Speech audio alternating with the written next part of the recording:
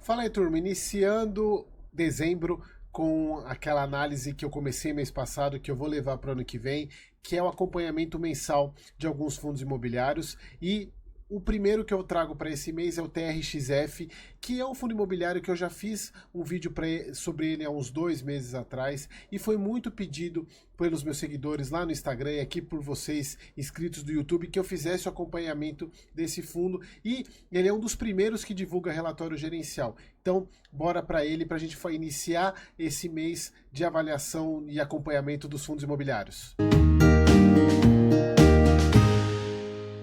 Bom, então aqui o relatório gerencial agora de novembro, como vocês podem ver, eu já fiz algumas marcações aqui, eu vou usar minha setinha aqui para trazer alguns pontos importantes. Então, como você já sabe, ele é um fundo que ainda é recente, se a gente for ver, fez 4 anos agora. Se a gente for comparar com a parte... ele pode até ser considerado um fundo velho.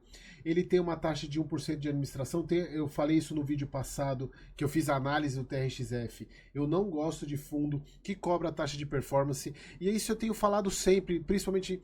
Na verdade, nos fundos que eu analiso que possuem taxa de performance. Taxa de performance é para fundo ou para ativo que tem valorização, que o objetivo do gestor é ultrapassar algum benchmark. E fundo imobiliário não é ativo de ganho, de valorização, é ativo de renda. Então, para mim, não tem sentido algum um fundo imobiliário ter taxa de performance e até porque a taxa de performance ela reduz a base de lucro que é distribuída. Então, para ela ser justificável, o fundo tem que trazer mais resultado e o que faz com que o fundo possa até ter algumas questões de que envolvam um pouco mais de risco, que é um dos casos do TXRF que eu vou falar para vocês mais para baixo.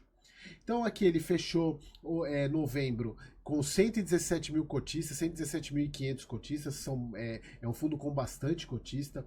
Ele está com P sobre VP mais ou menos de 1,04, o valor de mercado dele 1 bilhão 445, o valor patrimonial 1,336. Então aqui a cota patrimonial 102, a cota de mercado 108. É um fundo bem interessante porque ele não tem vacância física nem financeira, embora, como vocês vão ver, ele tem uma concentração que eu não gosto, mas ele não tem vacância, isso é muito bacana de ver, até a database dia 30/11, então é bem recente. Então aqui continuando, na verdade não é continuando porque eu não fiz o mês passado, mas eu vou passar a fazer. Mas isso daqui tem muito a ver com o vídeo que eu fiz de 2 meses atrás, que tem alguns pontos que ele começa o relatório falando sobre a questão de alguns pontos. E aqui ele falou assim, assinatura do acordo para a venda do centro de distribuição do Pão de Açúcar e loja Açaí. Isso aqui, pessoal, é bem bacana, porque uma das reclamações, inclusive, que grande parte dos cotistas tem nesse fundo e que inclusive faz com que ele seja precificado para baixo, é o risco de concentração. Ele é muito concentrado tanto no Pão de Açúcar quanto na loja Açaí, como vocês vão ver lá embaixo. Então ele começou a fazer algumas vendas, inclusive no vídeo que eu gravei, que é esse vídeo que eu vou deixar aqui nos cards, que eu fiz a primeira análise do TXRF, e eu falo que até o título do vídeo é que provavelmente esse fundo vai pagar uma cota, vai dar uma pancadinha, como eu brinco, que são aqueles fundos que têm um acúmulo de lucro durante o semestre e vão lá em dezembro e pagam uma pancadinha, que até estava estimado em pagar em 1,70 desde que os desinvestimentos que o fundo tivesse que fazer fossem executados. E aqui esse daqui é um deles que inclusive vai representar 1,30 por cota no fundo, o que provavelmente pode fazer com que esse pagamento de 1,70 se confirme no final do ano. Aqui um pouco sobre a emissão. Aqui esse é um dos pontos também que os cotistas eles reclamam bastante dessa questão da gestão do TRXF. Ele já era para ter feito uma emissão maior de 500 milhões, por exemplo. Tanto é que vocês viram, o patrimônio dele está por volta de 1,3 bi, né? 1,3, 1,4 bi. Ele está fazendo emissão muito pequena, já é a segunda emissão que ele faz por volta de 200 milhões. Já era para ele ter feito uma emissão maior, então ele encerrou em 27 de novembro a emissão. Ele tem o guidance de 0,90, vocês vão ver lá que é um guidance bacana, ele tem um dividend yield analisado de quase 10%, o que comparado com outros pares é maior, mas isso está muito relacionado com o risco que o fundo tem e faz com que a cota seja precificada para baixo. Eu já vou falar um pouquinho mais sobre isso com vocês. Ele tem uma área, uma ABL razoável, não tem nem como comparar com outros fundos, por exemplo, logístico, mas é uma área considerável. Ele tinha 50 imóveis naquele vídeo que eu fiz, agora ele já está com 50. Ele estava acho que com 521 mil metros quadrados aqui, agora ele está com 50 imóveis, que é essa política de venda dos ativos, né, para poder inclusive justificar aquele pagamento de 1,70 no final do ano. Bom, aqui é questão de mercados, né? Eles falam a questão de fundos imobiliários voltaram para o terreno positivo. Que eles. Assim, o que eu acho que poderia ter no TRXF, como tem outros fundos imobiliários, eles juntarem o fundo imobiliário, trazerem a perspectiva do fundo imobiliário para o cenário macro. Mas aqui não, eles só fazem o cenário macro como se o TRXF não fizesse parte desse cenário.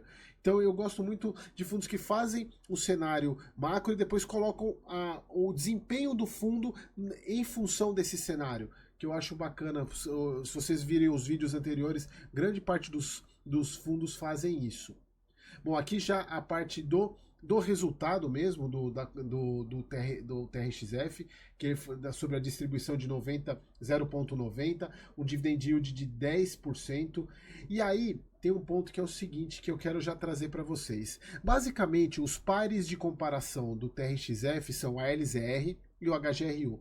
O LZR está por volta de 8%, os dois, se a gente for pegar, por volta de 7, 8% de dividend yield. Isso está muito em função do preço da cota. O preço da cota do TRXF ele está muito amassado, exatamente por causa do risco que ele traz. Dois riscos que eu vou mostrar para vocês que fazem com que o preço da cota caia. E aí, o preço da cota caindo, ele continuando pagando os rendimentos, o dividend yield dele sobe. Algumas pessoas consideram que o preço para ele se equivaler ao ALZR ou HGRU, por exemplo, para ele manter esse pagamento de dividend yield por volta de 7,8, a cota teria que estar em R$ 120. Então algumas pessoas investem com essa perspectiva que o fundo ele chega a esse 120, o que eu acho muito difícil de acontecer. Aqui eles colocam, desde o início as negociações das cotas do fundo, a rentabilidade do TRXF é de 51%, que é bem bacana, né? Se a gente for pegar comparado com o IFIX, tem uma diferença colossal. Ele é um bom fundo. Ó, o número de investidores, aquilo que eu falei, ele cresceu de 117.500, ele vem crescendo bastante. Aqui eles falam da questão da venda daquele imóvel lá de cima, que eles falam como que vai ser feito o pagamento. De 82 milhões a primeira parte, sendo que é 30% à vista, aqui 30% à vista, e depois um CRI de 52 milhões, e o restante em 3 parcelas de 16 milhões 666, corrigidos pelo IPCA. Isso daqui vai dar aquele lucro líquido de 17 milhões, o que representa 1,32 por cota, uma TIR excelente, de 11,51%.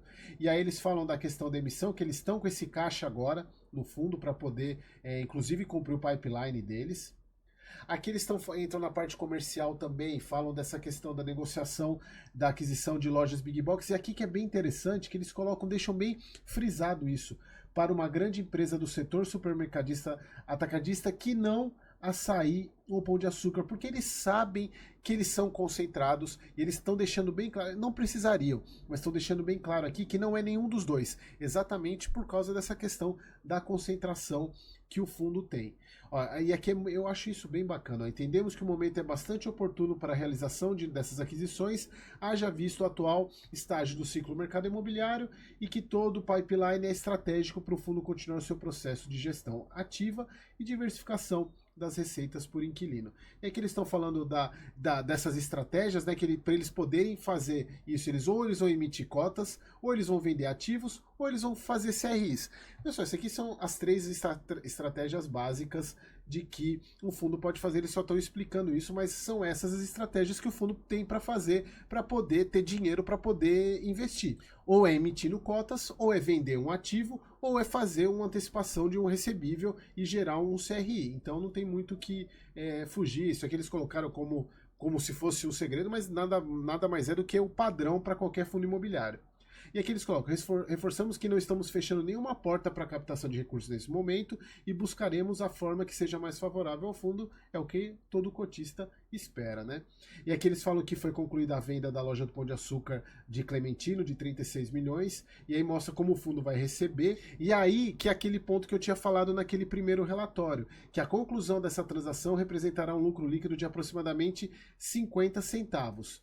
E o guidance de distribuição extraordinária vai ser de 1,10, que é os 1,32 somados com esses 50 aqui, que vai dar por volta desses 1,70 aqui, que é o que eles estimam o pagamento no final do ano, que ainda, então, na verdade, eles continuam com essa previsão de pagamento desse valor no final do ano. Então, o que eu até falei no vídeo anterior, o cotista do TRXF deve ter um presente bacana de Natal. Aqui na parte da demonstração de resultados, um ponto que eu não gosto é por que o fundo não mostra o mês anterior para poder comparar. É muito importante isso, até para a gente ver a evolução de um mês para o outro. E eles fazem isso, né? Eles não colocam. Se alguém da gestão do TRXF estiver assistindo esse vídeo, poxa, gente, não custa nada pelo menos manter o mês anterior para a gente poder ter uma comparação, né? De como tá, de se foi melhor do que o mês passado ou não. É importante isso. Aqui mostrando a questão do resultado por cota, o quanto que ele distribuiu, ou seja, teve uma reserva de lucro de 94 cents, ele mantém essa reserva de 94 cents. Se vocês pegarem no vídeo que eu fiz de 2 a 3 meses atrás, ele usou reserva de lucro para poder manter o pagamento de 90 centavos, e aí a reserva voltou para agora para os 94 centavos. Aqui mostrando a distribuição, veja que eles guardaram, né, 65 centos por lucro. Aqui o guidance dele de pagamento, veja que é um guidance, e aqui aquilo que eu falei, ele tem esse costume de fazer esses pagamentos. Esse ano ele não fez em junho. Vamos ver se agora, dezembro, ele vem e faz esse pagamento de 1,70, é o que a gente acredita que vai acontecer. Aqui a questão de histórico, não tem muito, parte de retorno dele também, não tem muito o que falar, isso daí é mais uma questão. Aqui que eu falo, olha só, naquele relatório no anterior que eu fiz, ele estava com uma porcentagem de renda fixa de por volta de 1%, agora ele já foi para 8,4%, exatamente que é o recurso da captação, né, da emissão. E aqui ele tem aquele fundo TRXB, que tem alguns imóveis do Pão de Açúcar também, que ele é 25% dono desse fundo imobiliário. Ele é um fundo híbrido, mas olha só, 95% é varejo, e 5% é logístico. Aqui a questão dos segmentos, né? 54% atacadista. Aqui, esse 54% é Grupo Pão de Açúcar e Açaí. Tá? Ele tem um pouco de casa em construção, varejo. E aqui é um negócio que é bem bacana desse fundo, que é muito característica de fundo híbrido, que é o contrato quase 100% atípico, né? Que são contratos longos, como vocês vão ver daqui a pouco, com grande previsibilidade de receita. E aqui o grande problema, um dos grandes problemas que eu vejo são essas duas concentrações aqui. Se a gente pegar 70% da receita do fundo é oriunda de apenas dois inquilinos. Obviamente a gente está falando de grandes grupos, mas peguem o balanço do Grupo Pão de Açúcar, vocês vão ver que é preocupante e isso está sendo precificado na cota do TRXF. Aqui a questão da diversificação, veja, o pessoal, é só Pão de Açúcar, Pão de Açúcar, Pão de Açúcar, açaí, açaí, açaí. Ele tem uma diversificação bacana de estados, né? De regiões, o que é bem bacana, mas a concentração em inquilino é um pouco complicada na gestão e o que eleva o risco. Aqui o que eu falei da questão dos contratos atípicos, o vault dele, o Yale, né, de 15 anos, então é bem previsível esse fundo, ele tem uma previsibilidade de receita, então a grande parte dos reajustes foi em julho e em novembro, pelo IPCA. Aqui é aquela estrutura que eu falei para vocês da questão do que é o TRXB, que ele tem 3 lojas do Pão de Açúcar e 13 do Açaí.